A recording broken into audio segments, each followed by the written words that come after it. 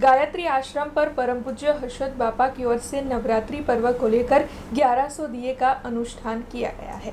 बीते 9 सालों से गायत्री आश्रम पर गायत्री उपासक परम पूज्य हर्षद बापा की ओर से 1100 अखंड दिए का अनुष्ठान किया जाता है। तब इस बार भी गब्बर से मां अम्बा की दिए की ज्योत लाकर उनकी ओर से 1100 अखंड दिए का अनुष्ठान किया गया है और इसी के साथ यहाँ पर गायत्री पूजन समेत के कई धार्मिक आयोजन भी नवरात्रि के 9 दिनों के दौरान होने वाले हैं। तब आपको बता दें कि यहाँ पर बड़ी तादाद में ब्राह्मण भी मौजूद रहते हैं और 1100 दिए की देखरेख करते हैं। ऐसे में गायत्री आश्रम के हर्षद बापा की ओर से भाविक भक्तों को 1100 दिए के दर्शन करने के लिए भी निमंत्रण दिया गया है।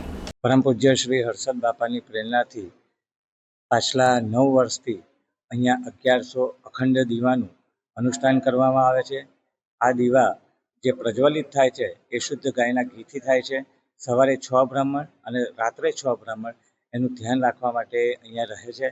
એની સાથે સાથે આ વખતે માં અંબાજીથી તેની અખંડ જ્યોતમાંથી જ્યોત લાવીને અહીંયા 1100 દીવા પ્રજ્વલિત કરવામાં આવ્યા છે અને દરેક ભાવિક ભક્તોને પ્રાર્થના કે અહીંયા દર્શનનો લાભ લેવા વિનંતી છે। જેટલા બી શક્તિપીઠ છે તો એ દરેક શક્તિપીઠ ઉપર ખાલી ને ખાલી અખંડ દીવો એટલે કે અખંડ જ્યોતનું મહત્વ હોય છે અને ત્યાં રહેલું યંત્રનું હોય છે। બાકી ત્યાંના પૂજારીશ્રીઓ માતાજીનો શૃંગાર કરીને આખું માતાજીનું ભવ્ય એક એ કરતા હોય છે, આકૃતિ તૈયાર કરતા હોય છે। બાકી ત્યાં રહેલો પ્રભાવ ત્યાંના યંત્રનો અને ત્યાંની અખંડ જ્યોતનો છે। એટલે જ્યોતની મહિમા અપાર છે।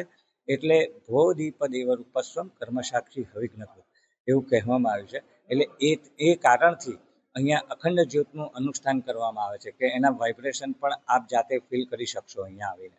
हमसे जुड़े रहने के लिए हमारे YouTube चैनल को सब्सक्राइब करें और नई वीडियो की नोटिफिकेशन के लिए बेल आइकॉन को दबाएं।